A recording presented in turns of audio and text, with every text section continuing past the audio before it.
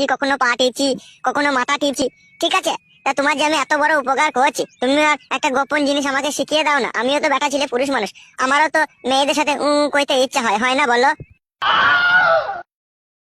তাহলে বোকাচোদা, তুইও আমার মতো মাগিবাজি করতে চাইছিস, তাই তো?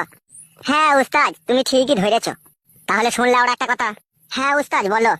সব জিনিস তো আর মুখে বলা সম্ভব নয়। আজকে রাত্রি 9টার সময় একজনকে কাটি করতে যাবো, বুঝলি তো? তা তুই আমার সাথে যাবি, আমি কি কি করছি কি না করছি সমস্ত জিনিসটা দেখে তুই শিখে নিবি, বুঝলি তো? এসব জিনিস হাতে ধরে শেখানো যায় না। কি বললাম, তোর মাথায় ঢুকেছে তো? কি জি বলো উস্তাদ, ঢুকবে না মানে? একবারে মেমোরিতে লোড হয়ে গেল, আর কখনো ডিলিট হবে না। তুমি শুধু সাথে করে নিয়ে গেলেই হবে। তবে একটা কথা শোন, এইসব জিনিস আমার কাছ থেকে শিখে নেওয়ার পরে আমার মালে আবার কোনোদিনও খাবার মারতে যাস না, তাহলে তোর জীবনে বেঁচে থাকা দুর্ভরসা হয়ে যাবে। ছি ছি ছি উস্তাদ, এরকম কথা বলে আমাকে লজ্জা দিও না।